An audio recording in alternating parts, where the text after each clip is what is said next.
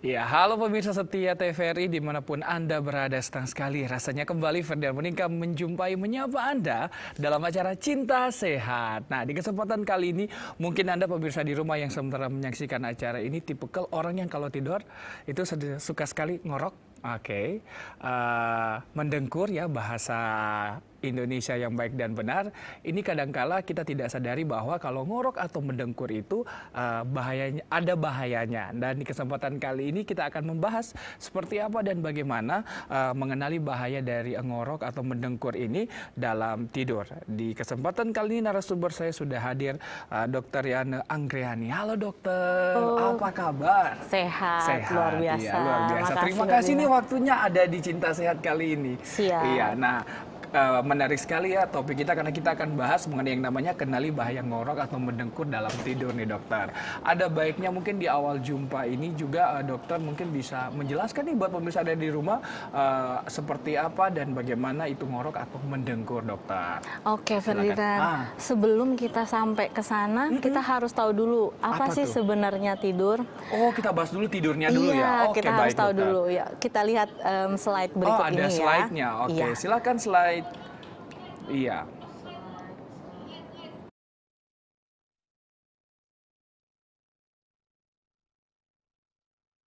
Oke, jadi ngorok atau mendengkur itu salah satu kelainan gangguan tidur. Nah, apa sih tidur sebenarnya?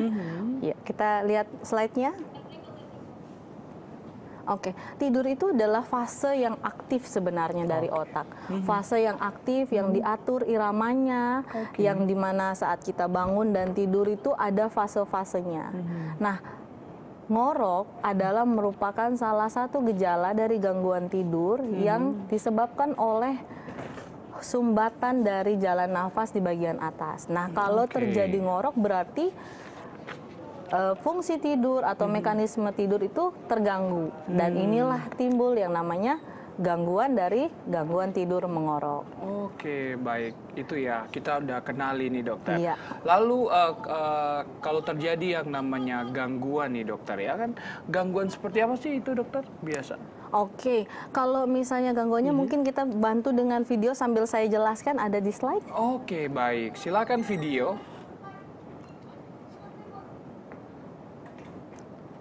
Ya, di slide berikut. Oke, kita lihat ya, ini videonya. Boleh bantu di play? Ini ya? Sebelumnya, oke. Iya, ini akan saya jelaskan bagaimana kita sebenarnya bernafas karena gangguan tidur yang berhubungan dengan ngorok itu sangat berhubungan dengan nafas kita. Waktu kita bangun, kita akan menghirup nafas dari hidung, dari mulut, dia akan lewat laring, sampai di trakea, sampai di paru-paru. Waktu kita tidur, hal yang sama seharusnya terjadi. Nah, yang sayangnya pada beberapa kasus, waktu kita menghirup oksigen, waktu kita tidur, otot-otot yang mungkin bisa dilihat di gambar ini, ada otot yang di daerah mulut, yang di daerah mulut belakang, itu ototnya menjadi sangat lemas. Karena tujuan dari kita tidur adalah memang mengistirahatkan tubuh ya, betul ya Ferdinand, termasuk otot-ototnya. Jadi otot-ototnya juga sangat lemas sehingga kalau bisa kita lihat di sana ada rongga di antara lidah, di antara belakang mulut, ada rongga itu semua jadi tertutup. Oke, tertutup. Akhirnya waktu udara mau berusaha masuk di tempat yang sempit itu bergetar, timbullah suara ngorok. Jadi ngorok itu bunyi dari himpitan angin yang mau masuk ke dalam paru-paru kita. Nah, iya gitu. Nah, karena ada nih yang pas ngorok nih kayak gini. Itu anginnya udaranya udah nggak masuk sama sekali. Akhirnya kita itu jadi terbangun. Waktu kita terbangun, otot-otot menjadi aktif kembali. Nah, waktu aktif kembali inilah tidur kita akhirnya Kan kalau dipikir, ditanyain tidurnya berapa jam? Tidurnya 8 jam dok, full. Oh iya, nggak bangun-bangun. Bangun, mau kencing, Iya, bangun betul. bentar, tapi tidur lagi. Nah kebanyakan Kepanasan biasanya. kepanasan Iya, gitu-gitu. banget nih dokter. Panas banget dokter. Ini pengalaman pribadi Iya ya. dokter. Iya saya Oke. tipe kalau tidur tuh harus udaranya dingin dokter. Iya. Ya, kalau nggak panas Betul. gerah. Jadi masing-masing orang punya tipe suasana yang mendukung untuk Betul. orang mau tidur itu beda-beda gitu. Masing-masing dia beda-beda. Jadi Iya. hal-hal yang kayak gitu yang akan menyebabkan orang untuk terbangun. Oke. Nah, hal ini bisa terjadi sampai berpuluh bahkan ratus kali dalam sejam selama Banyak ya, tidur. dokter? Banyak. Jadi misalnya nih, kita tidur nih 7 jam. Jadi ada yang bisa sejam itu bisa mencapai 20, 30 bahkan ratusan kali berhenti nafasnya. Dengan durasi yang macam-macam. Iya. Ada yang bisa sampai 2 menit, ada yang bisa 1 menit, ada yang bisa sampai 30 detik saja, ada yang singkat, ada yang memang tidak ada nafas, ada yang memang kurang nafas. Jadi semuanya itu bisa terjadi pada pasien-pasien dengan gejala mengorok. Oke, baik. Dan itu menjadi sebuah tanda awas ya sebenarnya kalau ada beberapa kali terjadi seperti yang dokter jelaskan tadi. Betul. Ya, kita melihat video yang dokter mau tayangkan. Oh, iya. Silakan, mungkin ada penjelasan penting nih dokter yang Iya. harus sebenarnya kita ketahui dan juga pemirsa di rumah. Mungkin yang sebelumnya? Sebelumnya lagi. Oke, nah kita lihat ya, udara masuk Nah, ke dalam dari hidung, dari mulut masuk ke dalam faring, dia akan dilanjutkan masuk ke dalam trakea, Oke. dari trakea dia akan masuk ke dalam alveoli semua, terjadi pertukaran udara. Beginilah kita bernafas setiap hari. Ini normalnya ya dokter? Normal Oke, saat kita baik. bangun. Dan ini bukan berarti tidak, ini yang dilihat ya, ini kayak disedot gitu ya. Iya. Jadi ada klep. Klep ini yang menyedot udara masuk keluar masuk supaya bisa masuk dengan aman ke dalam paru-paru. Nah, Oke. ini waktu tidur. Waktu tidur kita lihat sebenarnya hal yang sama terjadi. Semua udara masuk karena sistem pernapasan itu tidak mungkin berhenti. Oke. Yang berhenti atau istirahat hanya ototnya. Waktu ototnya sangat lemas, dia akhirnya menghambat jalan nafas. Menutup gitu ya dokter? Betul, menutup. Oke. Akhirnya kita kayak dicekek oleh diri sendiri. Iya. Gitu. Saya potong dikit dokter. Ini yang Boleh. kemudian biasa orang Manado bilang ketindisan gitu dokter. Oke, ketindisan itu namanya sleep paralysis. Oh, Jadi beda lagi? beda lagi. Oke, baik. Salah satu mungkin gejalanya adalah sleep paralysis itu dengan sleep apnea kadang-kadang muncul. Tapi Oke. Muncul secara bersamaan gitu dokter? tidak selalu, Tidak selalu, tapi oke. ada kasus-kasus yang seperti yang gangguan tidur, hipersomnia, narkolepsi itu salah satu gejalanya ada sleep paralysis. Jadi itu hal-hal yang berbeda. Hal yang berbeda, oke Tapi baik. jika ada keluhan-keluhan yang seperti itu tetap harus diungkapkan ke dokter. Jadi Oke. itu kayak cue atau tanda. Iya, iya, Oh iya. dok, saya tidur gini ya. Itu tuh bisa menjadi sebuah makna gitu. Ya, untuk dokter tahu ya pemeriksaan apa yang dilakukan, penanganan seperti apa yang kemudian Betul, diambil untuk betul. pasien dengan keluhan tadi itu yang dokter jelaskan. Betul. Itu sudah videonya atau masih ada lagi dokter? Mau dijelaskan? Untuk yang penyebabnya Oke. memang sudah yang Oke, baik, kita ke gejalanya dokter. Gejala seperti apa sih kemudian yang bisa dirasakan, ditimbulkan oleh pasien yang ada bawaan ngoroknya tadi itu dokter? Mungkin saya bantu dengan Iya, slide juga boleh, ya. dokter. Jadi ada gejala-gejala yang sering pasien keluhkan. Yang paling sering itu pada siang hari. Itu tuh sering mengantuk berlebihan. Oke, ngantuk Sering berlebihan. mengantuk. Mungkin next slide. Kenapa dokter ngantuk berlebihan? Apakah tidurnya nggak cukup, nggak sesuai dengan batasan jam 7-8 jam atau seperti apa dokter? Bukan karena itu, tapi justru karena pasiennya sering terbangun pada malam hari. Oke. Jadi tidur yang malam itu dia tidak restoratif. Artinya tidur malam itu benar-benar tidak full. Karena fase tidur kita itu misalnya waktu kita tidur terbangun. Ada fase tidur yang namanya tidur non-REM 1, non-REM 2, 3 REM. Waktu kita terputus tidurnya, kita akan kembali lagi ke fase awal. Harusnya terus dia siklus berputar, terus berputar, terus jadi nggak pernah putus.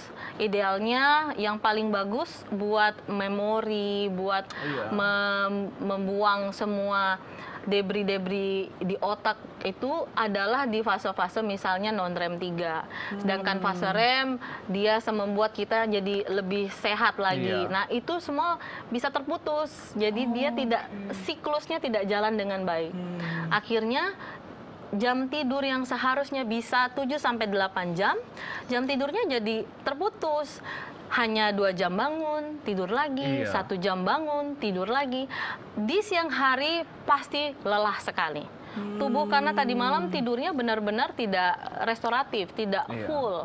Lelah, stres di pagi hari, sakit kepala, gitu. Mau tidur di siang juga nggak bisa karena ngantuk tapi kok nggak bisa tidur, gitu. Karena tubuh itu stres banget. Nah, yang malam hari yang paling sering itu adalah sering terbangun kencing. Jadi kalau bangun kencing, idealnya apalagi sudah lebih dari 2-3 kali dalam satu malam, itu merupakan tanda awas gitu. Berarti tidur kita ini ada yang masalah. Nggak efektif Nggak dong? efektif. Karena memang Tuhan menciptakan waktu tidur itu memang waktu full untuk istirahat. Jadi tidak akan terbangun sampai besok paginya kita harus bangun, kencing, dan beraktivitas kembali. Begitu. Jadi kenapa sampai mengantuk banget? Karena tidur malamnya itu dikit-dikit kalau ngorok terus sebentar lagi kecekek, kebangun. Karena sistem mekanisme tubuh ya. Karena, ini udah nggak napas nih, ayo bangun, gitu. Otaknya ngasih, ayo bangun udah nih, udah nggak napas, saya bangun. Ya udah, bangun.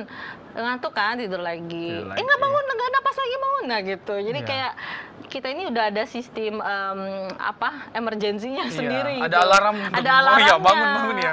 Kalau ada sesuatu hal yang terjadi, bangun ya. Gitu. Gitu. Dikasih tanda ya. Dikasih tanda. Yang gawat adalah kalau dia terlalu sering, mungkin sudah kronik, sudah cukup lama dan tidak diobati, akhirnya mungkin jantungnya jadi lelah, akhirnya jadi gagal jantung, akhirnya bukannya nggak bisa bangun, bisa keterusan tuh. Oke, dan berujung pada kematian. Wih, waduh, gawat ya dokter, gawat sekali ya. Gawat banget. Dan kadang-kala hal ini sering disepelekan. Oh ya, udah ngorok gitu ya kan, udah hal yang biasa karena ngorok ini bisa terjadi ketika kita tidur dan setiap hari itu terjadi. Iya, benar, dan berlangsung secara terus-menerus. Nah, kalau berarti dokter bilang tadi kalau siklus dari 7 sampai 8 jam kita tidur, terus kebangun, otomatis saya intermezzo dikit ya. Nggak mimpi indah dong dokter. Nggak mimpi indah ya dokter ya. Bisa mimpi dong. Nggak bisa mimpi indah ya. Oke, baik dokter, kita tahan dulu, kita sama penelpon dulu. Halo Cinta Sehat, selamat sore. Silakan, dengan siapa di mana? Selamat sore Cinta Sehat. Iya, dengan siapa di mana? Dengan Ibu Ica di Tuminting. Oke, silakan pertanyaannya. Selamat sore dokter. Sore. Saya mau bertanya ke dokter. Kebetulan ini yang saya alami setiap hari. Bukan kadang atau jarang, tapi hampir setiap hari. Dan itu sepertinya saya lumayan agak mengganggu, tapi karena suami saya sendiri, jadi saya maklumi. Jadi begini dok, suami saya ini setiap tidur, entah itu siang atau malam, selalu ngorok dok. Dan nggak putus-putus dok, sampai gitu. Sampai bikin saya itu mengganggu. Memang dia paginya dia kerja kantoran sampai malam, biasa lembur. Tapi pulang kantornya ngorok gitu. Terus walaupun dia di hari libur, dia tidur siang, dia tetap ngorok dok. Kadang saya sampai mikir mau beli alat yang dijual di online gitu untuk menutup saluran hidungnya gitu dok, biar tidak mengganggu. Jangan keterusan ya. Tapi sampai sampai karena sekarang sudah berlangsung lama, jadi saya mikir ini orang mungkin ada kelainan tidur atau gimana, atau mungkin saya bisa periksakan ke dokter langsung, atau bagaimana dok? Atau ada obat yang bisa dia konsumsi supaya dia tidak ngorok? Mohon penjelasannya dok. Terima kasih, selamat sore. Terima kasih Bu Ica di Tuminting, silakan dokter. Oke, nanti saya bantu jawab tapi dengan slide supaya lebih jelas. Boleh dibantu slide-nya. Silakan slide yang ada slide terapi. Slide terapi. Setelah ini setelah ini. Oke. Ya, Oke. di sini ya Ibu Ica tadi ada alternatif untuk membeli alat yang kayak di TV-TV gitu ya. Itu adalah alternatif tambahan di sini. Iya. Di sini kita lihat ada untuk menterapi pasien sleep apnea ada beberapa cara. Yang paling simple adalah menggunakan PAP. Entah itu CPAP, APAP maupun BiPAP. PAP itu kepanjangan lagi positive airway pressure. Jadi kayak tadi kita lihat kan ya penyebabnya karena ini mampet nih. Jadi alat itu memasukkan udara tekanan melalui udara tekanan positif supaya udaranya itu bisa masuk ke dalam. Lalu kita bisa bernafas seperti biasa. Nah, untuk kasus-kasus yang kayak mungkin Ibu bantuan Ica, oksigen gitu ya, dokter? ya, tapi yang diberikan bukan oksigen, hanya angin gitu. Yang kalau dipegangnya angin, tapi ini bertekanan, ada tekanan positifnya. Tujuannya supaya buka otot-otot yang tadi sangat lemas, dia dorong sehingga udara bisa masuk dengan baik. Nah, kalau kasus kayak Bu Ica tadi mungkin karena suaminya ngoroknya begitu keras sampai tidurnya kayaknya mengantuknya juga kalau lihat kasusnya sangat tinggi ya, mengantuknya sangat tinggi. Baiknya memang diperiksakan dulu karena memang ngorok itu tidak melulu penyakit sleep apnea. Ada yang namanya primary snoring. Primary snoring memang mengorok tapi tidak terjadi henti nafas di dalam paru-paru. Dan itu biasa? Dan itu biasa. Itu bisa kalau dipakai alat tambahan saja. Gitu. Jadi alat tambahan saja, misalnya nasal expiratory atau non-invasive cranial pressure therapy itu tuh bisa. Jadi yang mungkin dibeli di online bisa membantu asal dia adalah primary snoring. Nah, untuk mengetahui dia primary snoring atau ini adalah gejala sleep apnea butuh pemeriksaan lebih lanjut. Jadi periksanya kita menggunakan alat yang namanya polysomnografi. Mungkin ada lagi? Polysomnografi mungkin ada gambarnya di slide. Bisa di bantu sebelumnya, lagi? Di sebelumnya. Aduh, udah thank you aja tuh ya. Oke. Jadi Silakan, dokter. ini yang ada di kami ya di Rumah Sakit Hermina Manado, polysomnografi tipe 3 bisa digunakan oleh dewasa dan anak-anak. Dan memang untuk daerah Kalimantan, untuk daerah Papua, Sulawesi yang beroperasi hanya di rumah sakit kami. Jadi yang lain hanya di Pulau Jawa dan Sumatera. Jadi Sumatera ada 1, Pulau Jawa mungkin sekitar ada 4-5 alat dan yang sisanya hanya di kami. Gitu. Jadi rujukannya harus ke tempat dokter ya. Iya. Ya, rujukannya karena alatnya cuma ada di sana gitu ya kan. Dan dia nyaman banget untuk dipakai. Nggak ya kalau lihat tadi gambar tadi anak-anak pun juga nggak terlalu bakal risih untuk dipakai. Baik dokter. Ya itu jawaban untuk pertanyaan Ibu Ica yang ada di Tuminting semoga terjawab dan segera bawa suami Ibu untuk lakukan pemeriksaan lebih lanjut lagi di tempat prakteknya dokter ya, di rumah sakitnya. Dan kita masih akan bincang lagi dalam Cinta Sehat kali ini, tetap bersama kami segera kembali.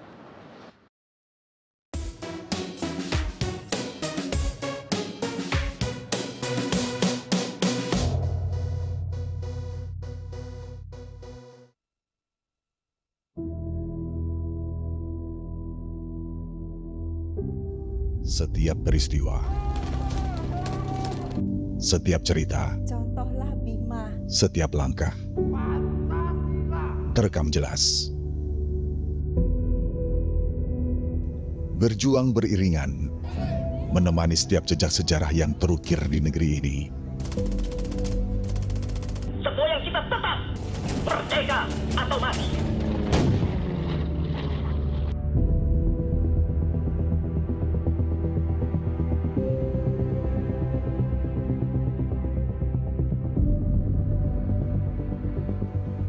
Berbagi dan berkreasi di setiap penjuru negeri.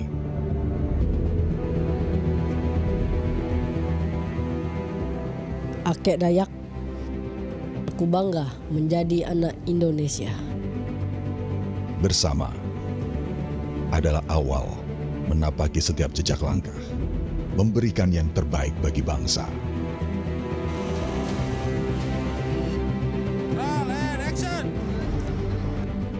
berkarya, menyatukan rasa, membangkitkan persatuan.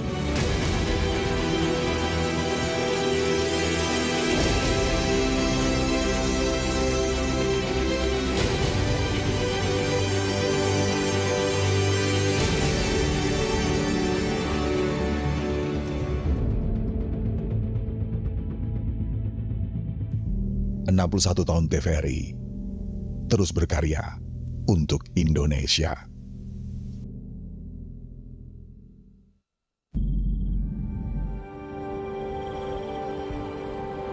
Indonesia, negeri dengan sejuta pesona. Kebinekaan menghiasi negeri.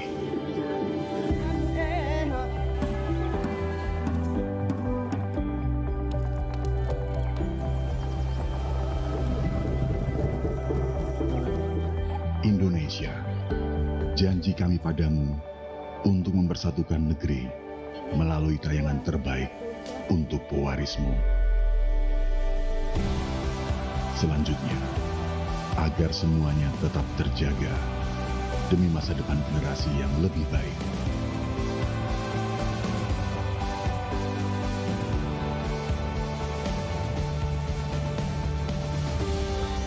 ...61 tahun TVRI terus berkarya untuk Indonesia.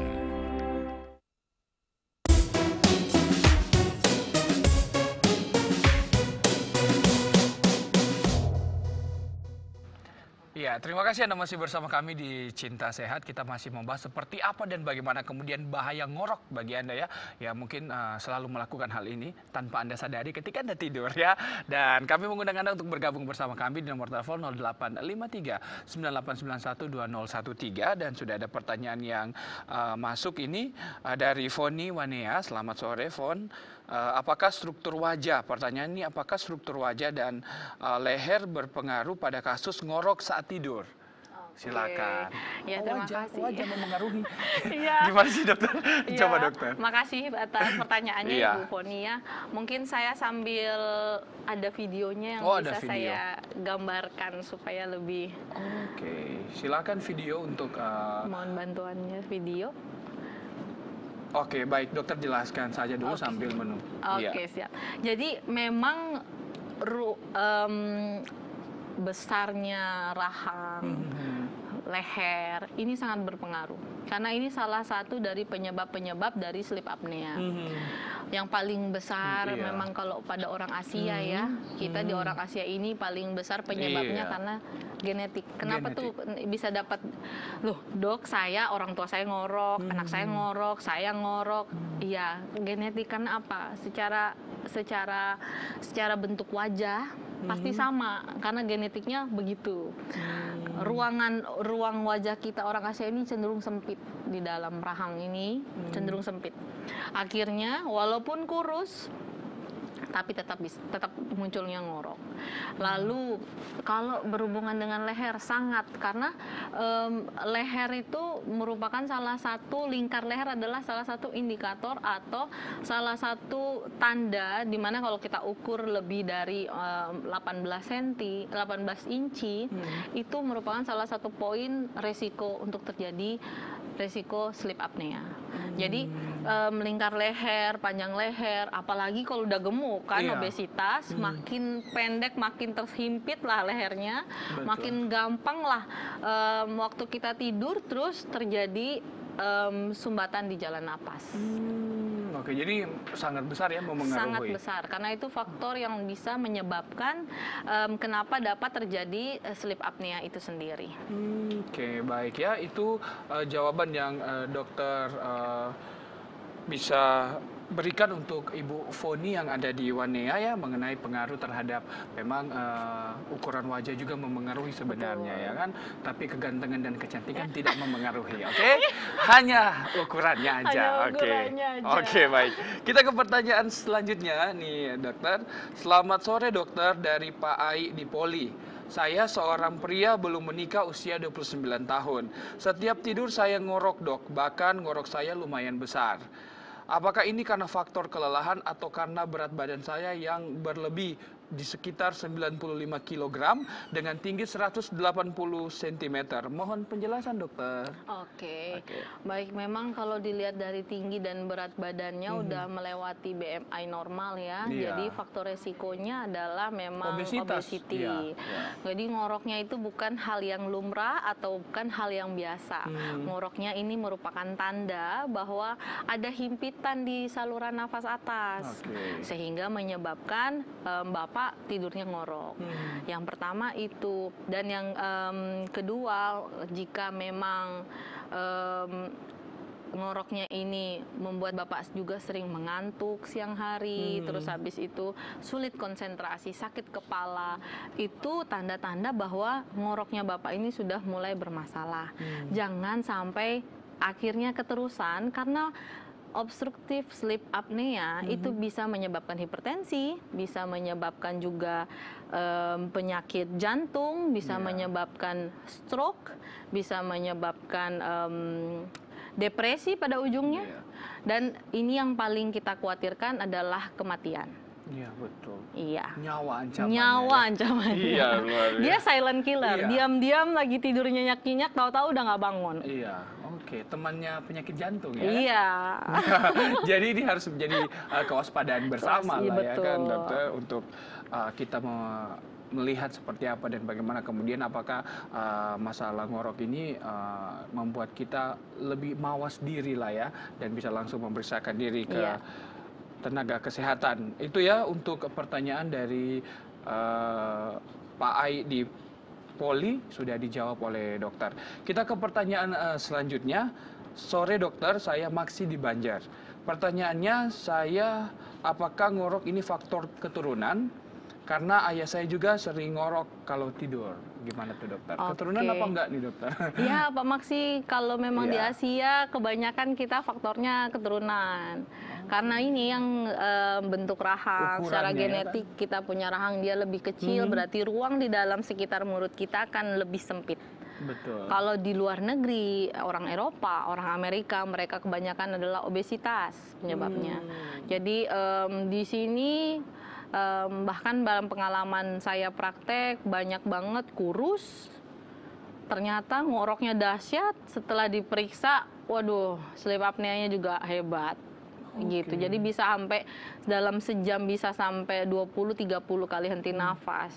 Jadi yang hal-hal seperti itu untuk mau bilang genetik, iya, karena berhubungan dengan struktur yang diturunkan. Misalnya bentuk wajah kan nggak mungkin mirip anak tetangga. Iya, betul. Ngikut dong ya Ngikut kan, dong. buah jatuh nggak jauh dari pohonnya ya kan. Kalau anak tetangga ya itu perlu dipertanyakan. Aduh, diperiksa lah. Iya. Jadi yang hal-hal seperti itu sangat berpengaruh Pak Maksi. Betul ya. Oke. Dan memang benar ya apa yang dokter sampaikan, bahwa memang orang Asia itu juga penyebabnya faktor keturunan ya. Dan ini ya memang benar dan fakta gitu ya kan. Kita ke pertanyaan selanjutnya dokter. Assalamualaikum dokter. Waalaikumsalam. Saya Ibu Lisa di Mahawu. Saya seorang wanita berusia 56 tahun. Tapi kalau tidur saya sering ngorok. Berat badan saya stabil. Tapi kalau tidur tetap ngorok, apakah ini hal yang wajar, dokter? Baik, terima kasih Ibu Lisa. Yang pertama, yang tadi juga sempat saya ungkapkan, bahwa ngorok itu memang ada yang memang bikin henti nafas, ada juga yang ngorok memang tidak henti nafas, seperti primary snoring. Jadi misalnya Ibu Lisa pengen tahu ngoroknya Ibu Lisa, walaupun Ibu nggak berat badan nggak besar, BMI-nya normal, tapi Ibu mau tahu nih, kira-kira ngorok saya ini ngorok yang normal, primary snoring yang tanpa henti nafas, atau ngorok saya ini ada henti nafasnya. Baiknya diperiksakan langsung dengan menggunakan alat.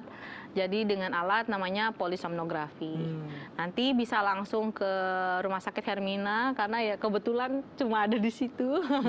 Jadi bisa langsung diperiksakan. Pemeriksaannya juga cukup mudah, tidak repot, dan tidak seperti kami akan dirawat inap yang kalau sakit, enggak, sangat nyaman. Dan kenyamanan pasien itu adalah hal utama kalau dalam pemeriksaan polisomnografi. Ini standar internasional. Jadi yang harusnya dipakai standarnya adalah di seluruh belahan dunia itu harusnya sama. Dan itu sudah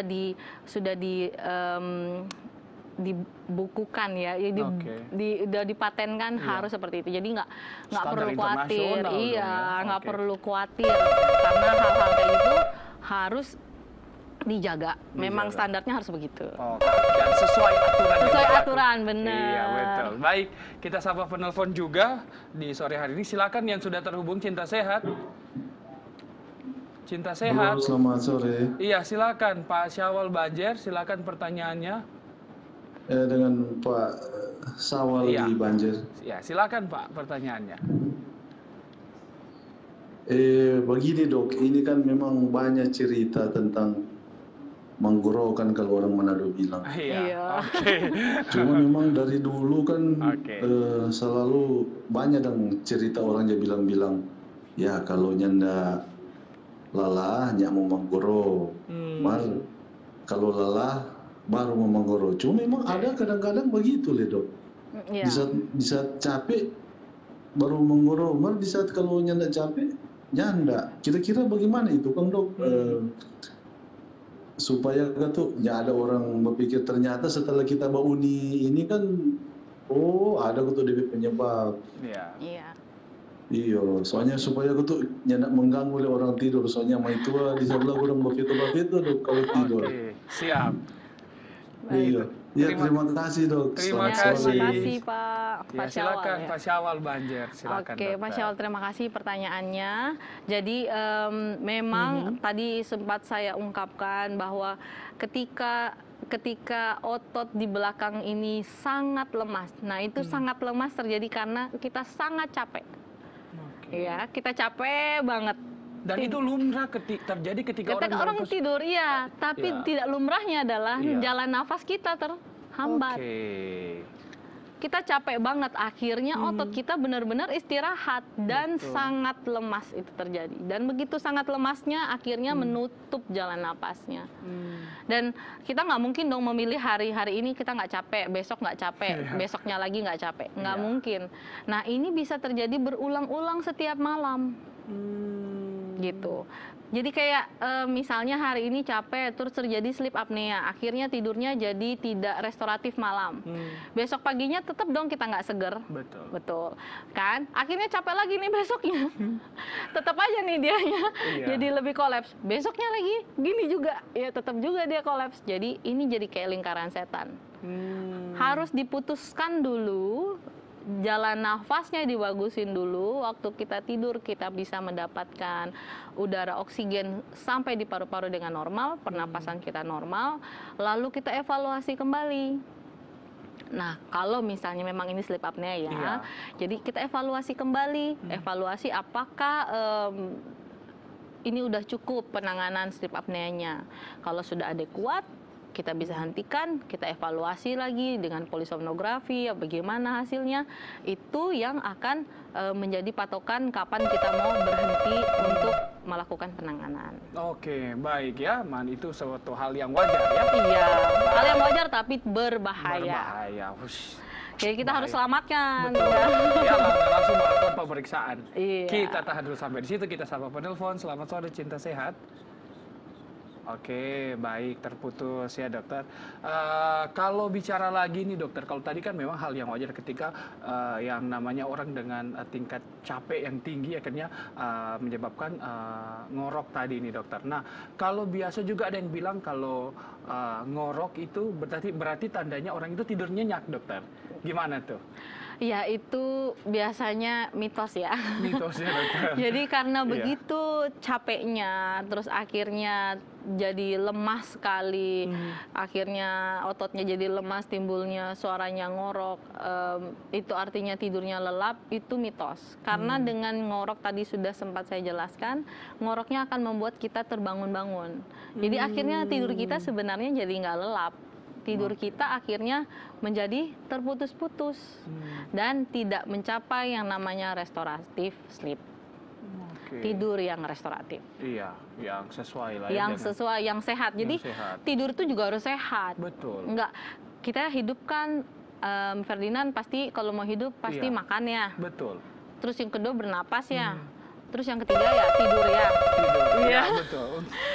Iya kan? Iya, betul. Ini komponen Ada utama. kesinambungan ya. Iya, satu dengan yang lain. Iya, benar. Jadi Oke. itu juga harus sehat. Iya, kita tahan dulu dokter. Siap. Silakan, selamat sore Cinta Sehat. Silakan yang sudah terhubung Cinta Sehat. Halo? Iya, silakan yang sudah terhubung. Halo, silakan Pak Tian Malalayang yang sudah terhubung. Iya, Pak Tian sudah terhubung, silakan pertanyaannya. Silakan. Oke, baik. Bisa dicoba kembali dokter dan kita tahan dulu sampai di situ ya. Kami masih menantikan Anda untuk bergabung bersama kami di Cinta Sehat. Usai jeda pariwara berikut ini tetap bersama kami segera kembali.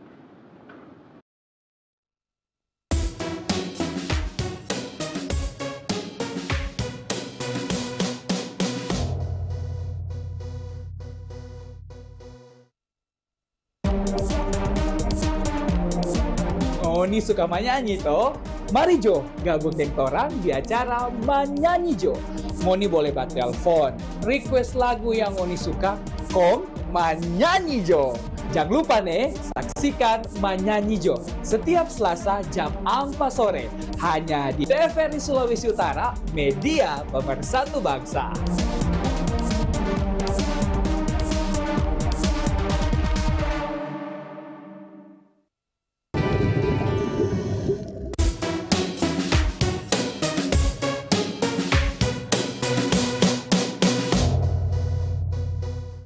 Iya, baik. Terima kasih Anda masih bersama kami dalam acara Cinta Sehat. Di kesempatan kali ini kita masih membahas mengenai yang namanya kenali bahaya ngorok dalam tidur. Dan tadi kita sudah menerima penelpon, bahkan pertanyaan-pertanyaan dari WA. Dan juga mengingatkan buat Anda juga bisa mengirimkan pertanyaan di kolom komentar Facebook dan juga YouTube. Nanti saya akan bacakan. Baik dokter, tadi saya tertarik nih dokter bilang bahwa di tempat praktek dokter, di rumah sakit yang dokter bekerja saat ini, itu ada alat tadi di tayangan itu polisomnografi, gitu ya sebutannya. Ya dokter. Nah, itu gimana sih dokter cara kerjanya? Mungkin dokter bisa jelasin ya biar saya juga sama pemirsa di rumah ada edukasi nih kegunaan alat itu seperti apa dan bagaimana. Apakah dia bisa menyembuhkan kita dari yang namanya ngorok itu atau gimana dokter? Oke, siap. Jadi polisomnografi sendiri merupakan alat diagnostik ya, alat pemeriksaan. Alat pemeriksaan ini polisomnografi ada 4 macam tipe. Tipe 1, tipe 2, tipe 3, tipe 4. Tipe 1 adalah yang paling utama, yang akan merekam gelombang otak, jantung, gerakan kaki, gerak nafas, semua saturasi oksigen, bahkan kadar oksigen dalam tubuh. Dan jika misalnya kita dikondisikan mungkin ada penyakit sebelumnya, mungkin ada kejang dan sebelumnya, bisa 1 kali direkam di situ. Nah, kalau dia tipe 2, saya potong dikit dokter, iya, itu pasiennya rawat inap atau gimana dokter? Jadi pasien akan kami periksa pada saat malam hari waktu pasien tidur di tempat khusus yang maksudnya bukan di tempat yang dirawat. Iya, jadi di tempat khusus dengan suasana yang seperti di kamar sendiri. Dan apa yang pasien butuhkan untuk tidur biasanya itu semua dibawa. Jadi ibaratnya kayak bawa rumah pindah ke tempat, ke kamar yang kamar di sleep lab. Nah, kamar itu istilahnya adalah sleep lab. Untuk sleep lab sendiri nanti kami akan pastikan pasien harus nyaman. Apa yang dia butuhkan akan kami sediakan untuk tidur, dan akan direkam pada saat durasi 1 malam itu. Waktu misalnya datang jam 7 malam, kami lakukan pemasangan, lalu tidur seperti biasa. Kalau tidak bisa tidur, nanti dihubungi dokternya, nanti kami lihat apa masalahnya. Lalu pada pagi hari alat dilepas, pasien bisa pulang kembali. Oh, cuma 1 malam doang dokter? Jadi tidak menahan lama pasiennya. Itu apa yang dipantau dokter? Durasi ngoroknya? Iya. Atau gimana, dokter? Jadi yang alat yang ada sama kami sekarang yang tipe 3 yang kami pantau adalah fase bangun tidur. Yang pertama fase bangun tidur, yang kedua ada henti nafas atau tidak, ada kurang nafas atau tidak, berapa lama henti nafas atau kurang nafas, dan berapa saturasinya oksigen sampai drop. Jadi bahkan kalau di tempat kami masih bisa, misalnya mungkin ada, kalau ini sering tuh tidur kertak-kertak gigi, itu bisa juga kami periksakan. Sering tidur rasanya, kalau lagi tidur terus mungkin kakinya rasa nggak nyaman, sering goyang-goyang, itu juga bisa kami bantu periksakan. Wow, komplit ya. Komplit, dia pakai tidur. Oke, pakai tidur. Iya, ini dokter, mau bertanya, ini ditanggung BPJS apa enggak nih dokter? Ya? Iya. Biasanya langsung periksa, saya juga ngorok nih dokter. Iya kan? Jadi yang memang ngorok-ngorok langsung periksa deh ya. Jadi memang untuk tanggungan BPJS ini tidak. Aduh. Iya. Saya pegawai negeri dokter.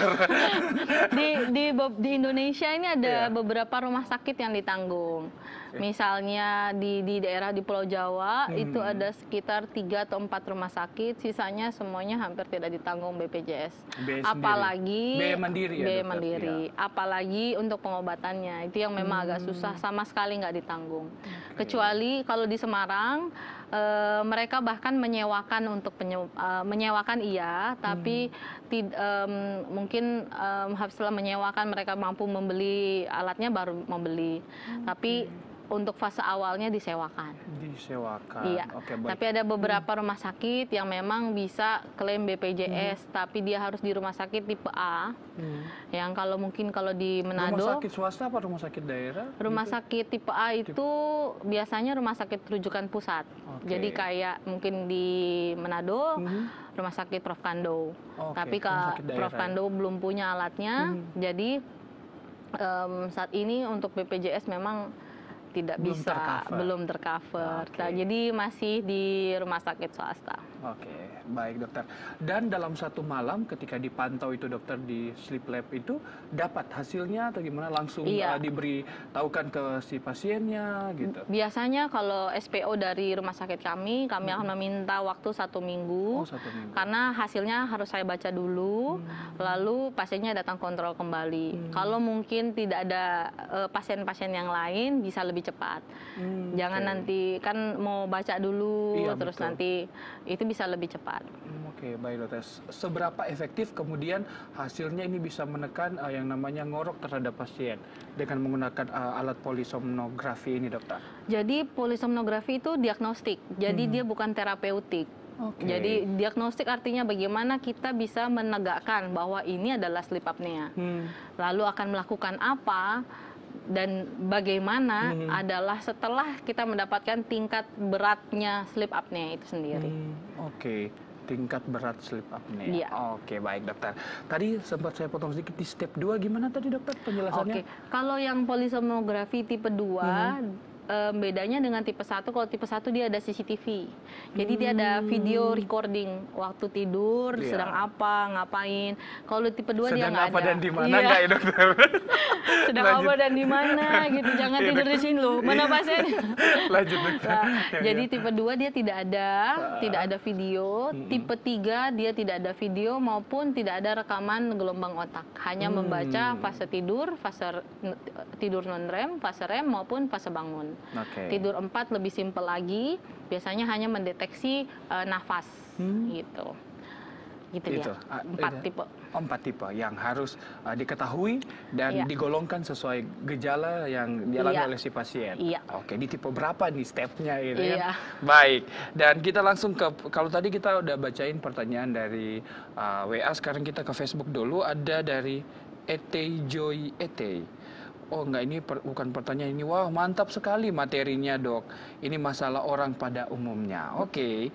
Ada juga Sinta Boyo. Mantap nih materinya dok. Novel Pesak. Dokter sangat informatif sekali. Flow. Aduh dok, saya salah satu tidur malam tidak cukup. Bangun buang air kecil bisa 2 kali dan terbangun karena adanya suara-suara seperti angin kencang atau hujan deras. Itu gimana nih dokter dengan topik kita? Iya. Oke, baik. Jadi maaf tadi namanya terakhir. Flow. Oke, Flow. Ibu ya mungkin ya. Iya. Ibu Flow. Ya, terima kasih pertanyaannya. Nanti sebaiknya memang ini evaluasinya lebih lanjut karena belum tentu yang terbangun malam kencing, apalagi bisa mendengar suara-suara itu termasuk dari sleep apnea. Bisa jadi ini merupakan gejala insomnia. Jadi insomnia itu ada beberapa fase yang penting, yaitu sulit atau sulit memulai tidur, ketika sulit mempertahankan tidur, dan sulit tidur kembali juga. Jadi itu perlu dievaluasi lebih lanjut, apakah ini sebuah sleep apnea atau tidak. Mungkin bisa berkonsultasi lagi dengan kami di Rumah Sakit Hermina. Oke, baik. Langsung datang ya untuk ditangani lebih lengkap dan lebih jelas lagi di sana. Ada juga Febriana Lengke, informatif sekali, dok. Oke, terima kasih. Dan pertanyaan selanjutnya akan saya bacakan usai jeda pariwara berikut itu. Tetap bersama kami dalam acara Cinta Sehat.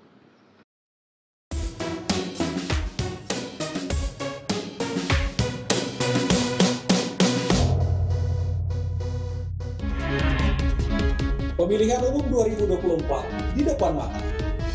Untuk demokrasi, setiap anak bangsa siap untuk memilih dan dipilih. Mari menjadi pemilih dan pemimpin yang cerdas. Saksikan Cerdas Memilih setiap Sabtu pukul 18 WITA di TVRI. Cerdas memilih, pemilih cerdas untuk pemimpin berkualitas.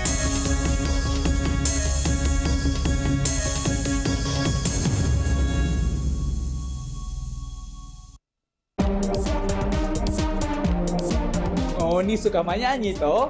Mari Jo, gabung dengan orang di acara Menyanyi Jo. Moni boleh buat telepon, request lagu yang Moni suka, Menyanyi Jo. Jangan lupa nih, saksikan Menyanyi Jo setiap Selasa jam 4 sore. Hanya di TVRI Sulawesi Utara, media pemersatu bangsa.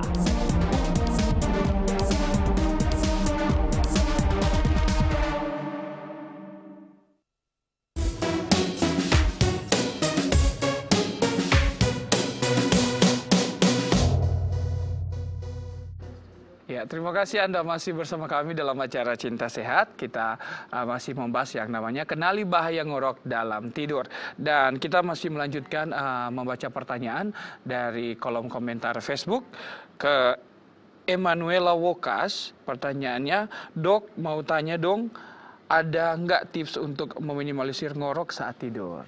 Silakan. Jadi untuk meminimalisir ngorok saat tidur itu ada yang namanya positional therapy.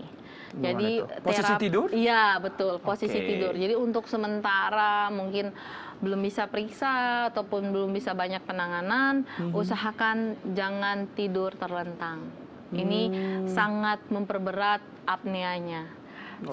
Jangan tidur terlentang, hindari alkohol, obat-obatan sedatif. Jadi orang yang kalau minum obat-obat ngerokok itu akan membuat kita akan lebih banyak bangun. Kalau sudah mau deket-deket tidur, ngerokok malah jadi bangun kita, bukan mau jadi tidur. Nah, kalau masalah dengan sleep apneanya, tidur itu harus miring. Saya sarankan lebih baik miringnya ke kanan, karena di sebelah kiri biasanya ada jantung. Kalau memang ada sleep apnea, dia akan memperberat jantung, ditekan lagi jantungnya akan lebih berat. Dan kalau tidur kita di sebelah kanan, menurut penelitian kita otaknya akan jadi lebih kita lebih gampang memorinya, pembuangan sel-sel yang tidak dibutuhkan di otak itu jadi lebih bagus. Jadi memori kita juga jadi lebih baik. Nah, selain tidur miring, sebelum tidak konsumsi obat tidur yang biasanya sifatnya penenang, itu ada pelemas ototnya. Dia akan memperberat keadaan. Jadi tidak mengkonsumsi itu, tidak mengkonsumsi alkohol sebelum tidur, karena itu semua akan memperberat keadaan. Jadi bisa kita lakukan pencegahan dengan demikian rupanya. Oke. Oh iya, bantalnya harus sampai harus 30 derajat, terus harus sampai di bawah sini ya, belakang punggung. Terus yang juga bagus kadang-kadang kita tuh memang masalah ngoroknya mungkin jalan di sininya tuh nggak bersih. Kita bisa spooling nih. spooling hidung. Kita bisa spooling hidung, tarik pakai dispo atau jarum, bukan jarum suntik ya, jangan pakai jarumnya.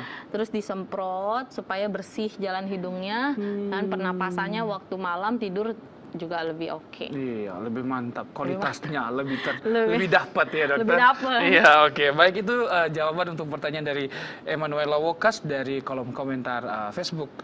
Lagi nih dokter dari Joy pertanyaannya, dok mau bertanya, jika hasil dari pemeriksaan didapati suplai oksigen berkurang saat ngorok, apa pengaruh bagi organ penting di tubuh, dok? Terima kasih. Oke, jadi itu sangat berpengaruh ya, karena tubuh kita ini butuh oksigen untuk bernapas ibaratnya ya, supaya mereka tetap hidup. Kalau nggak ada oksigen mati dia. Sama kayak sel-sel. Jadi dampak pada organ-organ yang sangat nyata adalah kalau misalnya kita kurang oksigen waktu tidur, tubuh kita jadi stres. Stres inilah yang bisa memicu kita tahu-tahu saya kok nggak pernah sakit gula, tiba-tiba saya sakit gula, dok. Oke. Jadi itu salah satu. Itu ya, iya. Karena apa? Waktu nggak bisa tidur, mereka akan cenderung ngemil malam. Atau istilahnya sleep deprivasi. Sleep deprivasi ini yang menyebabkan kita ini, tubuh kita akan minta terus untuk makan. Waktu makan, habis itu kita tidurnya pun ngorok, akhirnya oksigenasi kurang ya. Jam tidur kita yang harusnya terjadi metabolisme yang gula ini bisa dihancurkan semua, tidak dihancurkan, akhirnya mengendap semua dalam darah. Akhirnya jadilah diabetes. Oh ya seperti itu ya. Iya. Ada pengaruhnya bagi organ penting di tubuh. Betul, ya, ada. Silakan. Itu ya jawaban buat pertanyaan dari ET yang di kolom komentar Facebook. Kita sapa penelpon dulu. Cinta Sehat. Silakan. Selamat sore, Cinta Sehat. Tina Mapangat, silakan. Mapangat ya.